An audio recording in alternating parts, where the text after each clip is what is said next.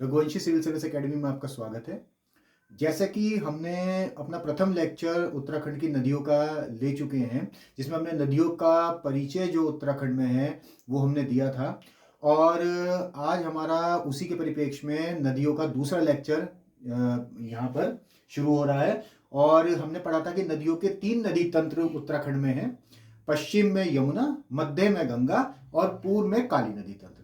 तो हम आज पहले नदी तंत्र का अपना अध्ययन कर रहे हैं, पश्चिम में यमुना नदी तंत्र। हम लोग पश्चिम से शुरू होंगे, यमुना नदी तंत्र। यह आपके यमुना नदी तंत्र का पूरे उत्तराखंड का डायग्राम है, जिसको हमें बहुत अच्छी तरीके से कंसेप्चुअल समझना है।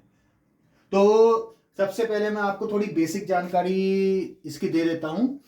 यमुना नदी उत्तराखंड में, ये जो मैंने ब्लैक कलर से बनाई गई यमुना है, 136 किलोमीटर है। उसकी लंबाई उत्तराखंड में 136 किलोमीटर है, जबकि ये इलाहाबाद में गंगा नदी में मिलती है, वहां तक 1306 है।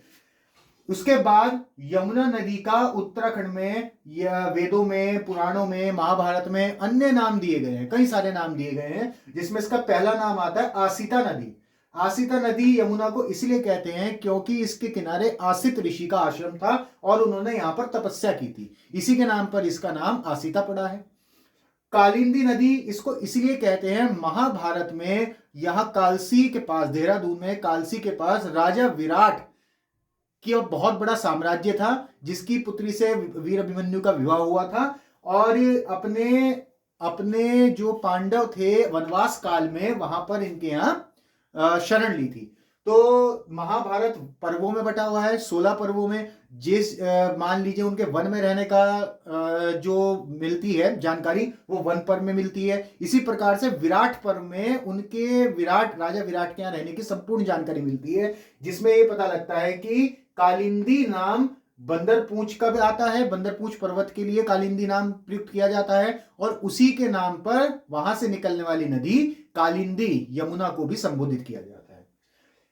पुराणों में इन्हें सूर्यपुत्री, क्योंकि ये सूर्य की पुत्री हैं, शनि और यम की बहन, यम इनके भाई हैं, और इसीलिए इनको यमी कहा जाता है, यम की बहन यमी। ठीक है, कृष्ण की पटरानी संबोधित कर भी किया जाता है इनको। आपको पता है यमुना पश्चिमी नदी तंत्र है, यानी सबसे शुरू में उत्तराखंड में जो पश्चिम साइड से शुरू होता है, ये सबसे पश्चिमी नदी तंत्र है। रिवर सिस्टम कल हम समझ चुके हैं। थोड़ा सा यमुना नदी को समझने से पहले मैं थोड़ी सी यहां पे आपको जानकारी क्लियर करना चाहता हूं। एक मिनट। यमुना नदी उत्तराखंड में यहां पर 2 जिलों में बहती है। एक तो ये उत्तरकाशी और दूसरा ये देहरादून। ये जो क्रीम वाला है ये उत्तरकाशी है, और ये जो पर्पल वाला है ये देहरादून है। तो उत्तराखंड के 2 जिलों में यमुना नदी बहती है। अब हम यमुना नदी को इस मैप पे भी समझेंगे और यहां से भी समझेंगे, क्योंकि यहां पर थोड़ा छोटा है और यहां पर हमने इसको ग्राफ बनाया है इसका। ठीक है, उससे पहले मैं आपको एक चीज और बता देना हूं कि यमुना नदी का वर्णन कई जगह आया है। यहां पर आपके वेदों में भी यमुना नदी का वर्णन मिलता है, अथर्ववेद में भी मिलता है, महाभारत में आपने सुना है, और आपका ऋग्वेद में 2 बार यमुना नदी का वर्णन मिलता है। तो चलिए आगे शुरू करते हैं यमुना नदी को। अब यमुना नदी आप यहां पर देख रहे हैं, उत्तरकाशी में बंदरपूंछ पर्वत है। ये सारे पर्वत आपको दिख रहे हैं, ये पर्वत बंदरपूंछ कहलाते हैं, और इसका पश्चिमी भाग में यमुनोत्री नाम का एक बर्फ का पहाड़ है, ग्लेशियर है, और उसी के नीचे उसका पानी पिघल कर जहां इकट्ठा होता है दक्षिण में, उसी के दक्षिण में यानी दक्षिण पश्चिम में, बंदरपूंछ पर्वत के दक्षिण पश्चिम में स्थान जो है यमुनोत्री कांठा, यमुनोत्री कांठा नाम का स्थान है। वहां से यमुना नदी का उद्गम होता है। ओरिजिन कल हमने पढ़ा था, उद्गम होता है यानी यहां से यमुना नदी निकलती है। अब यमुना नदी यहां से निकलती है और निकलते हुए आगे बहती है उत्तरकाशी में। वहां पर एक स्थान आता है जानकी चट्टी, और जानकी चट्टी में यहां पर एक नदी इसमें आकर मिलती है, ऋषिगंगा। ऋषिगंगा नदी कहां से निकलती है? ऋषिगंगा नदी भी बंदरपूंछ पर्वत से निकलती है और सीधी बहते हुए आप ये देख रहे हैं जानकी चट्टी में यमुना नदी में मिल जाती है। इसके बाद यमुना नदी आगे बढ़ती है और आगे बढ़कर एक और नदी इसमें मिलती है, हंसागाड़ या हिरण्यबहु। ये फूलचट्टी नामक स्थान पर मिलती है। यहीं पर ही एक स्थान है फूलचट्टी, और ये नदी भी बंदरपूंछ पर्वत से निकलती है ऋषिगंगा की तरह, हंसागाड़ या हिरण्यबहु, और ये नदी फूलचट्टी नामक स्थान पर यमुना नदी में मिल जाती है। यहीं पर एक स्थान है फूलचट्टी के पास ही खरसाली, ये आपको ध्यान रखना है, बहुत फेमस स्थान है उत्तरकाशी का खरसाली। इसके बाद जब यमुना नदी आगे आती है तो इसमें एक और नदी मिलती है, वो भी बंदरपूंछ पर्वत से निकल कर आएगी। ये तीसरी नदी आप देख रहे हैं हनुमान गंगा, और ये जो हनुमान गंगा है ये हनुमान चट्टी में यमुना नदी में मिल जाती है। इसके बाद यमुना नदी आगे बढ़ती है और यहां एक स्थान आता है बड़कोट, बड़कोट, और बड़कोट में एक और नदी आकर मिलती है और वो नदी है बनालगाड़। बनालगाड़ मैं आपको थोड़ा सा पहले इधर बता देता हूं, उसके बाद मैं आपको इस मैप पे शो करूंगा दोबारा से, ताकि आपकी नदियां बहुत अच्छी तरह पक्की हो जाएं। तो आगे बड़कोट नामक स्थान आता है इसमें उत्तरकाशी में, और राजगढ़ी एक जगह है उत्तरकाशी में, वहां से एक नदी निकलती है बनालगाड़, और सीधी आकर किस में मिल रही है, यमुना नदी में। फिर आगे ये बढ़ती है बड़कोट से यमुना नदी, तो एक यहां पर स्थान आता है नौगांव। नौगांव में एक और नदी आकर मिलती है इसमें कमलगाड़। ये पुरोला से आती है उत्तरकाशी में, राजगढ़ी से आगे एक स्थान पड़ता है बहुत फेमस है पुरोला, वहां से कमलगाड़ नाम की नदी आती है, और यमुना नदी में नौगांव में, यमुना नदी में उत्तरकाशी के नौगांव में सीधी आके इसमें मिल जाती है। और पुरोला को कमल नदी का वरदान कहा गया है। पुरोला को, ये प्रश्न ऐसे बहुत आते हैं, इन पे ध्यान देने की बात है, पुरोला को कमल नदी का वरदान कहा गया है। अब यहां तक ये नदी उत्तरकाशी में बहती है, नौगांव तक ये नदी उत्तरकाशी में बहती है। अब ये नदी प्रवेश करेगी देहरादून में, तो देहरादून में प्रवेश करने से पहले एक बार हम इसको मैप पे भी देख लेते हैं, ताकि आपको समझ में आ जाए, क्योंकि आपको केवल मैप पे ही बनाना है। यहां पे एक बात मैं आपको बता देता हूं, जब नदी बहती है तो उसका मुंह उधर है, तो जब वो बहेगी तो नदी का दायां यानी सीधा दायां तट इधर बैठेगा और बायां तट इधर होता है, तो इसके बहने की दिशा इधर है, तो दायां तट ये होगा और ये बायां तट होगा। इस चीज को आपको बहुत अच्छी तरह ध्यान रखना है कि नदी के बहने की दिशा में दायां और बायां तट निकाला जाता है। तो दाएं तट से मिलने वाली नदियां और बाएं तट से मिलने वाली नदियां, इनको आप ध्यान रखिएगा, ठीक है। चलिए अब हम आ जाते हैं थोड़ा सा यहां पर, ये हमारा उत्तरकाशी है। उत्तरकाशी में ये बंदरपूंछ पर्वत है, और यहां से ये यमुना नदी निकलती है यमुनोत्री कांठा से, और इस तरह बह रही है। जब ये आगे बढ़ती है तो बंदरपूंछ से ये आकर ऋषिगंगा मिली जानकी चट्टी पे, इसके बाद बंदरपूंछ से निकल के हंसागाड़ फूलचट्टी पे मिली, इसके बाद हनुमान चट्टी से निकलकर हनुमान गंगा, हनुमान चट्टी में हनुमान गंगा बंदरपूंछ से निकलकर, तीनों नदियां कहां से निकली, बंदरपूंछ से, और आगे बढ़ती है। इसके बाद यमुना, यमुना ये उत्तरकाशी में आगे बढ़ रही है, यहां पर आ गया राजगढ़ी, राजगढ़ी से नदी आ रही है बनालगाड़ और सीधी मिल जाती है बड़कोट के पास, किसमें, यमुना नदी में। इसके बाद यमुना आगे बढ़ती है और यहां पर है नौगांव, नौगांव में पुरोला से आने वाली कमलगाड़ नामक नदी इसमें मिल जाती है, ये यहां पे कमलगाड़ मिल गई। तो यहां पर नौगांव के बाद ये नदी अब देहरादून और उत्तरकाशी का बॉर्डर बनाते हुए इस तरीके से बहेगी और सीधा देहरादून में एंट्री करेगी लाखा मंडल, सीधा देहरादून में यहां पर एंट्री करेगी लाखा मंडल, और लाखा मंडल में एक और नदी आकर मिलेगी रिखनाल, ये जो दिख रही है अभी मैं इसको दिखाऊंगा, रिखनाल, ये इस तरीके से रिखनाल नामक नदी आके मिलेगी। और यहीं पर ये टिहरी लगा हुआ है, टिहरी का एक क्षेत्र लगता है, बड़ा फेमस क्षेत्र है नैनबाग। हालांकि यमुना नदी 2 जिलों में बहती है, उत्तरकाशी और देहरादून, लेकिन टिहरी का जो नैनबाग है वो है तो टिहरी में, लेकिन उसका क्षेत्र यमुना को टच करता है, तो नैनबाग जो है वो यमुना नदी के पास है, ये आपको ध्यान रखना है। कभी भी ये प्रश्न भी आ जाते हैं, क्योंकि हम इसमें इस टॉपिक में, नदियों के टॉपिक में, नदियों के किनारे बसे हुए नगर या फेमस स्थान और जो घाटियां हैं उनको भी कवर करेंगे, ताकि हमें अलग से उनके लिए ना पढ़ना पड़े। खैर अभी हम इसको देहरादून तक देख लेते हैं, फिर दोबारा इसको मैप पर हम लोग देखेंगे, आएंगे।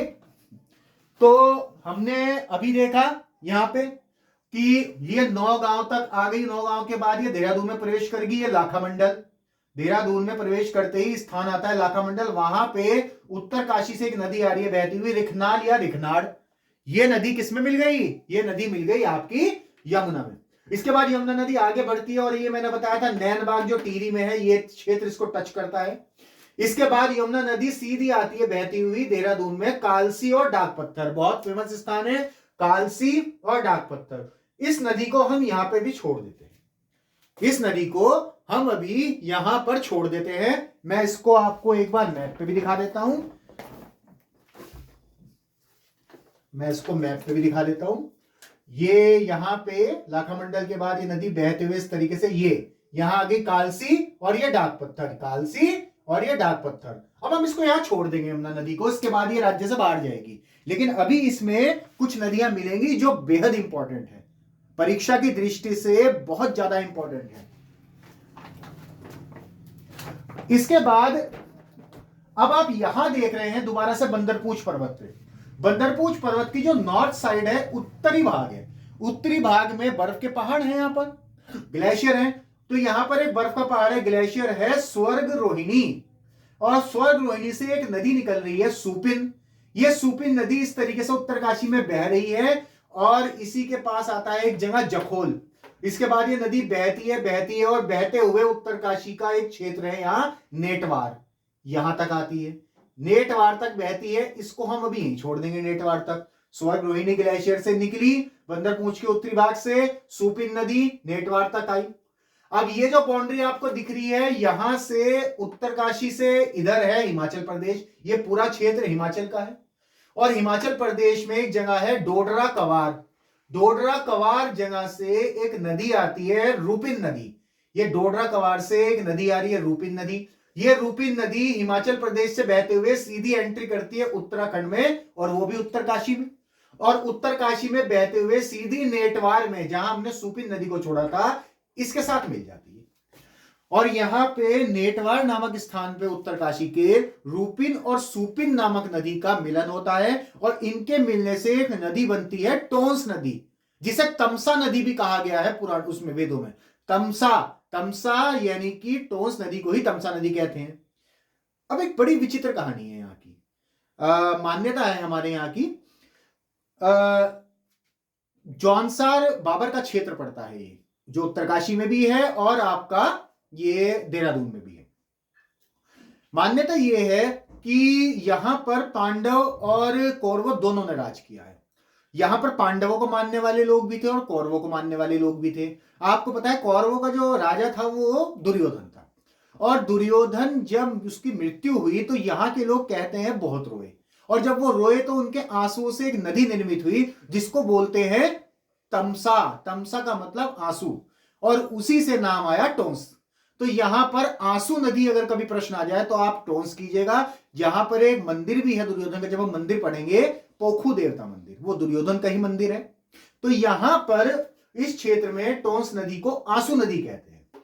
तो नेटवार के बाद ये रूपिन और सुपिन नदी के मिलने से बनी टोंस नदी, और टोंस नदी जो है जब आगे बढ़ती है, और यहां पर एक स्थान आता है टोंस नदी के पास मोरी, बहुत फेमस स्थान है मोरी, मोरी नामक स्थान आता है।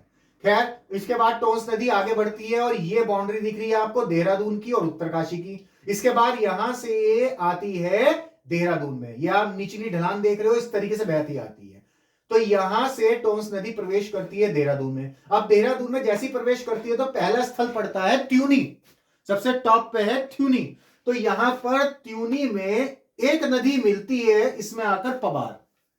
अब वो पबार नदी कहां से आती है, तो हमें जाना होगा हिमाचल, क्योंकि यहां से हमारा जो पड़ोसी राज्य हिमाचल है।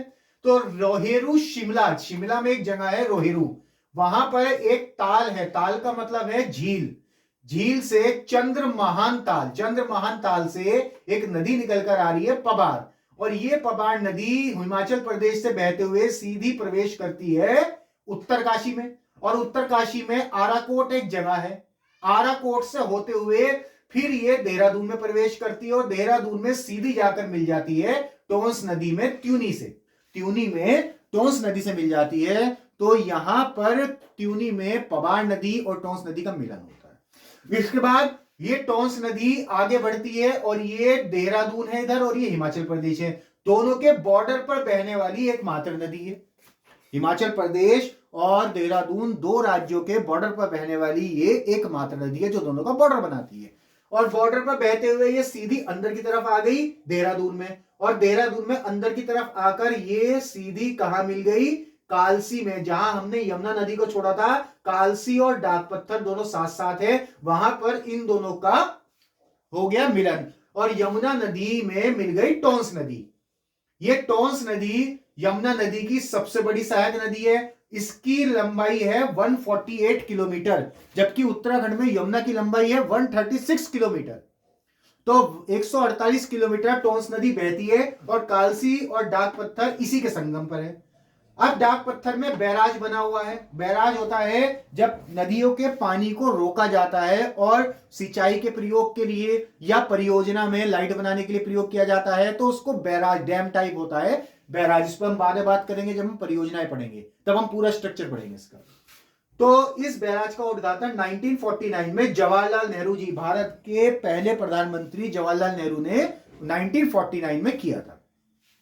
तो डाक पत्थर और कालसी किसके संगम पर हो गया, टोंस और यमुना। अब इसके बाद मैं अभी आपको ये टोंस नदी भी एक बार मैप पे दिखा देता हूं, ताकि आपको किसी प्रकार की कोई समस्या का सामना ना करना पड़े। और आपको ऐसा ही मैप लेना है, लेमिनेटेड मैप होता है, और इंडियन बुक डिपो का मैप लेना है, और इसको पॉलिटिकल मैप बोलते हैं उत्तराखंड का पॉलिटिकल मैप। हमने ये देखा था कि ये उत्तरकाशी है, और यहां पर इस तरीके से ये बहकर कालसी तक आ गई, और ये यहां पर यमुनोत्री के पास ही ऊपर बंदरपूंछ पर्वत से स्वर्ग रोहिणी से सुपिन नदी निकली, और ये सुपिन नदी नेटवार तक आई।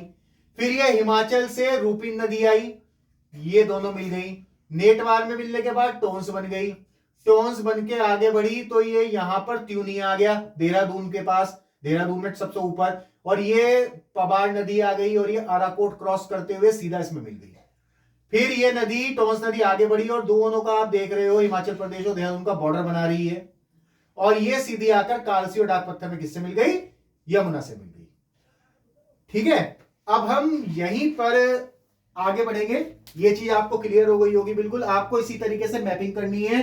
मैपिंग करने के लिए मैं ये बता देता हूं कि इस मैप में यमुना नदी आपकी आ रही होगी, यहां पर लिखा होगा यमुनोत्री, बंदरपूंछ, सारे नाम मेंशन है, फूल चट्टी, जानकी चट्टी, हनुमान चट्टी, ये सारे नाम मेंशन है। यहाँ पर आपको मार्कर लेना है, मार्कर की सहायता से बार बार इसको देखकर बनाना है, ताकि आपके दिमाग में फीड हो जाए, क्योंकि वहां रटा हुआ कुछ काम नहीं आएगा। पेपर कैसे ही आ जाए, फिर आपको किसी तरीके की कोई समस्या नहीं है, आप चाहे बुक से रीडिंग करें या ना करें, यहां पर सारे फैक्ट्स कवर हो रहे हैं। ठीक है, तो आपको यहां तक क्लियर हो गया होगा।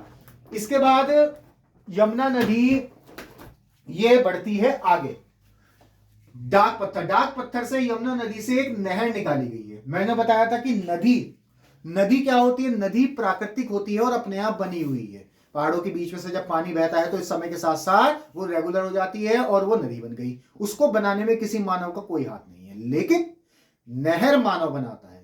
क्यों बनाता है? नहर एक छोटा सा पानी का हिस्सा काट लिया जाता है, ताकि किसानों को, मान लीजिए यमुना नदी के क्षेत्र में किसानों को, जो किसान है उनको तो पानी मिल रहा है अपनी खेती के लिए, सिंचाई हो रही है, लेकिन उससे जो पश्चिम की तरफ लोग हैं उनको नहीं मिल पा रहा है। तो उनको देने के लिए जो सरकार है वो ऐसी व्यवस्था करती है कि उस नहर में से, उस नदी में से एक पानी को काट के टेम्पररी नहीं, एक्चुअली उसको खोद के एक नहर तैयार कर दी है, नदी जैसी छोटी, और उसमें से पानी जो है वो निकल कर जाएगा और सिंचाई प्रदान करता जाएगा हर गांव को जहां पर पानी नहीं है। तो ऐसा ही हुआ।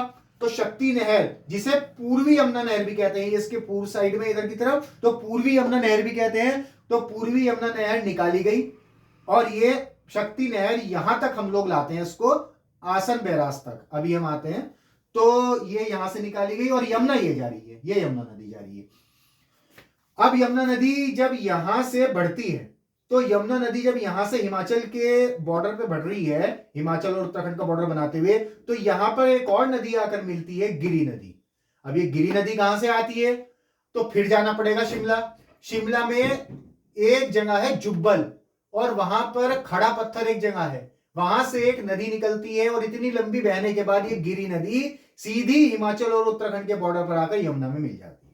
इसके बाद यमुना आगे बढ़ेगी, और रामपुर मंडी एक जगह है, रामपुर मंडी उत्तराखंड में, हम इसको यहां पे छोड़ देंगे। अभी हमें एक नदी और देखनी है। अब हम आ जाते हैं ISBT, देहरादून से कुछ किलोमीटर पहले। आशा रोडी एक जगह आती है। आशा रोडी जो जगह है वहां से एक नदी निकलती है और वो नदी भूमिगत है, वहां पानी का एक छोटा सा स्रोत है और अंदर ही अंदर वो निकल रही है। इस नदी का जो तादात्म्य है वो गौतम ऋषि से बिठाया जाता है। गौतम ऋषि की कहानी हम लोग पढ़ेंगे जब देहरादून जिला पढ़ेंगे। और ये पूर्व से पश्चिम की ओर बह रही है, ये पूर्व है, पूर्वावी हाथ होता है, और पश्चिम की ओर बह रही है, ये जो लंबी दिख रही है, और इस नदी का नाम है आसन नदी। तो ये आसन नदी यहां पे बहती है और बहते हुए शिमला बाईपास, देहरादून की तरफ से दो मार्ग आते हैं विकास नगर की तरफ, एक तो मेन रूट और एक शिमला बाईपास से जो पॉन्टा साइड भी निकलता है। तो उसी रोड से ये नदी आती है बहती हुई, और ये आसन नदी है। और जब वहां से बहती हुई आती है तो रास्ते में एक जगह पड़ती है शीनीवाला, शीनीवाला, और शीनीवाला में एक इंजीनियरिंग कॉलेज है बहुत famous, Shivalik, Shivalik engineering college. वहां पर एक नदी और मिलती है इसमें, और आपको जान के हैरानी होगी, इस नदी का नाम भी टोंस या तमसा है। इस नदी का नाम भी टोंस या तमसा है। ये दो नदियां हैं, एक तो यमुना की बड़ी सहायक नदी है और एक है छोटी नदी। ये कहां से आती है? ठीक ऐसी तरीके से इसी जगह मसूरी है, यहां पर आप सब जानते हैं मसूरी में भट्टा फॉल है, वहां से एक नदी आती है ये टोंस या तमसा, और ये नदी बहते हुए राजपुर रोड के बैक साइड में अनार वाला जगह पड़ती है। वहां पर रॉबर्स केव गुफा है, सबको पता है रॉबर्स केव गुफा का, रॉबर्स का मतलब होता है लुटेरों की गुफा। यहां पर लुटेरे गोरखा जो होते थे, या फिर और भी जो उस समय जो गोरखाओं के समय में जो लुटेरे होते थे, या उत्तराखंड में जो पुराने लुटेरे होते थे, वो यहां आकर छुप जाते थे इसके अंदर लूट के माल को। ये एक अंदर ही अंदर पानी की गुफा है, तो इसीलिए इसको रॉबर्ट्स केव कहा गया। तो वहां से होके गुजरती है, और जब ये आगे आती है तो एक जगह आती है बाजावाला, और बाजावाला में एक और नदी इसमें आके मिलती है, नून नदी, बहुत फेमस नदी है नून नदी, ध्यान रखिएगा। ये नून नदी इसमें मिलेगी टोंस से तमसा में। फिर यह आगे बढ़ती है, और आगे बढ़ के सीधी कहां मिलती है? आसन नदी में, शीनीवाला शिवालिक इंजीनियरिंग कॉलेज के पास। अब आसन नदी इसका पानी लेके भी आगे बढ़ती है, और जब आगे बढ़ती है तो पूर्वी यमुना नहर और शक्ति नहर इसमें मिलती है, और यहां पर एक बैराज का निर्माण होता है, और उस बैराज को आसन नदी के नाम पे आसन बैराज कहा गया। इस बैराज का निर्माण 1967 में हुआ। यहीं पर एक जगह है ढालीपुर, जहां पे ये स्थित है, ढालीपुर झील भी इसको कहा जाता है, ढालीपुर झील। अब इस क्षेत्र की खास बात क्या है? इस क्षेत्र को कंजर्वेशन रिजर्व घोषित किया गया है, बर्ड सेंचुरी है यहाँ पक्षियों की एक बहुत बड़ी सेंचुरी है जिसको कंजर्वेशन रिजर्व घोषित किया गया है। यहां पर हर साल ठंड में रशिया से, रूस से, साइबेरिया एक जगह है, वहां से पक्षी आते हैं, और साउथ एशिया, दक्षिण एशिया से यहां पक्षी आते हैं। तो यहां पे विदेशी पक्षी आते हैं हर साल ठंड में, और उनको देखने के लिए बहुत लोग जाते हैं, इसलिए इसको कंजर्वेशन रिजर्व या बर्ड सेंचुरी बना दिया गया है। साथ ही उत्तराखंड का पहला रामसर यही है। रामसर क्या होता है? देखिए, रामसर कोई नाम नहीं है किसी चीज का। रामसर वर्ल्ड में सबसे पहले एक सम्मेलन हुआ रामसर में, रामसर एक जगह है ईरान में, वहां पर यह सम्मेलन हुआ, और उस सम्मेलन में, रामसर जगह में सम्मेलन इसलिए हुआ कि जितनी भी वर्ल्ड की दलदली या नमी वाली भूमि है उनको बचाया जाए, उनको संरक्षित किया जाए, और उनको संरक्षित करने के लिए हमें ऐसी जगहों को ढूंढना पड़ेगा और उन्हें रामसर घोषित करना पड़ेगा। तो इसका हम बाद में डिटेल पढ़ेंगे पर्यावरण में, लेकिन अभी फिलहाल आप इतना ही जान लीजिए। तो उत्तराखंड में भी एक रामसर है, और वो कौन सी है रामसर? ये है उत्तराखंड की पहली। बहुत अच्छा प्रश्न है। उत्तराखंड का एकमात्र रामसर क्षेत्र आपका आसन बैराज। इसके बाद आसन नदी आगे बढ़ती है, और यमुना में, यहीं पे थोड़ी दूरी, यमुना में रामपुर मंडी के पास, जहां हमने यमुना को छोड़ा था, किसमें मिल जाती है? यमुना नदी में मिल जाती है। और अब यमुना नदी आगे बढ़ती है, और यहां ढालीपुर आखिरी स्थान है उत्तराखंड का, और यहां से बाहर चली जाती है यूपी में। तो ये पूरा का पूरा स्ट्रक्चर इस तरीके से यमुना नदी का था, उसके उद्गम से लेके यहां उत्तराखंड में उसके बाहर निकलने तक। टोंस नदी आपने समझी, छोटी छोटी नदियां समझी, ये पूरा स्ट्रक्चर है यहां पर समझने के लिए। और साथ ही मैं आपको यहां पे, अभी मैं आपको मैप पे भी एक बार समझाऊंगा इसको, ताकि आपको और अच्छी तरह समझ में आ जाए जो बचा हुआ हिस्सा है। और मैं आपको यहाँ दो चीजें बताना चाहता हूं। देखिए, पहली चीजें, खाली नदियों से प्रश्न नहीं आते हैं। प्रश्न ये आता है कि ये नगर या ये क्षेत्र किस नदी के किनारे पर है। अब नदी के किनारे का मतलब है उस नदी के पास है। जैसे हम यहां ले तो यहां बड़कोट कौन सी नदी पर है? यमुना। बनालगाड़ और यमुना के संगम पर है। नौगांव यमुना, कमलगाड़ और यमुना के संगम पर है। लाखामंडल, बिखनाल और यमुना। नैनबाग कौन सी नदी के किनारे है? यमुना। ये सारे फेमस स्थान है जो मैंने यहां लिखे हैं। जैसे त्यूनी, टोंस और पबार, मोरी, टोंस, नेटवार, टोंस। तो ये सारे स्थल हैं जो आपको ध्यान रखने हैं। राजगढ़ी, बनालगाड़, पुरोला, कमलगाड़, ये सारे स्थल हैं जो आपको ध्यान रखने हैं कि कौन सा क्षेत्र, कालसी, डाक पत्थर, यमुना और टोंस। तो यहां पर ये सारे क्षेत्र जो आपको ध्यान रखने हैं, प्रश्न यहां से भी आते हैं। इसी के साथ दूसरी चीज है, यहां पर घाटियों के प्रश्न आ सकते हैं। मैंने आपको बताया था उत्तराखंड की नदियां बहुत तेजी से बहती हैं और घाटी बनाती जाती हैं गहरी। ऐसे ही यमुना और टोंस के बहने में तीन घाटियां हमें बहुत इंपॉर्टेंट मिलती हैं। पहली टोंस घाटी। टोंस घाटी, ये जो मैंने जो मोरी बनाया था, मोरी उत्तरकाशी में, यहां से लेकर त्यूनी, जो आप देख रहे हैं ना स्लोब, इसके बहने से यहां पे बहुत तेजी से घाटी का निर्माण हुआ है और इस घाटी को बोलते हैं, मोरी से लेकर ट्यूनी को, टोंस घाटी। यानी यहां लिखा भी है टोंस घाटी, टोंस घाटी। और दूसरी घाटी है यमुना घाटी। अब यमुना घाटी कौन सी है, मैंने लिख भी रखा है। यमुनोत्री जहां से निकलती है और जहां पे कालसी में, टोंस में मिलती है, ये पूरी घाटी यमुना नदी घाटी कहलाती है। आपसे पूछ सकता है किस किसके बीच स्थित है, ये ध्यान रखिएगा। तीसरी चीज है धुइयां घाटी। धुइयां घाटी मैंने यहां जखोल बनाया था, सुपी नदी के पास, जखोल और नेटवार। नेटवार जो रूपिन और सुपिन नदी का मिलन स्थल है, वहां पर नेटवार और जखोल, इन दोनों के जो बीच का स्थान है, ये घाटी कहलाती है धुइयां घाटी। तो बेसिकली ये तीन घाटियां हैं, ये सारे स्थल हैं जो आपको याद रखने हैं और इसी तरीके से इसको पढ़ना है। जरा सा भी इसके अंदर ढील मत कीजिएगा, कंसेप्ट को मत छोड़िएगा। जो मैंने टॉपिक कराया है, एक एक पॉइंट को पढ़िएगा और कंसेप्चुअल बना के देखिएगा, बिना देखे। बोर्ड हो तो बहुत अच्छा है क्योंकि इस पर मिटाने की सुविधा होती है। खैर, मैं एक बार आपको यहां पे बचा हुआ बना के दिखा देता हूं ताकि आप बहुत अच्छी तरह इसको कर पाए। मैंने बताया था ये यमुना नदी यहां से आई, इसके अंदर ये सारी नदियां मिली और ये इस तरीके से उत्तर देहरादून में प्रवेश किया। अब देहरादून में प्रवेश करते ही यहाँ पे कालसी के पास ये टोंस नदी आई थी और ये देहरादून और हिमाचल प्रदेश का बॉर्डर बना के आ रही थी, ये मिल गई। इसके बाद यमुना नदी आगे बढ़ती है और यहां से नहर निकल जाती है, शक्ति नहर या पूर्वी यमुना नहर। इसके बाद यमुना नदी आगे बढ़ती है, उसमें ये गिरी नदी आ रही है, ये शिमला से आ रही है गिरी नदी। और अब ये नदी आगे बढ़ती है और इसके बाद मैंने आपको बताया था देहरादून में यहां पर आईएसबीटी के पास से आसन नदी आ रही है, इस तरह से बह रही है। और यहां पर शिवालिक इंजीनियरिंग कॉलेज के पास ये मसूरी है और मसूरी से ये नदी आई, इसमें मिल गई।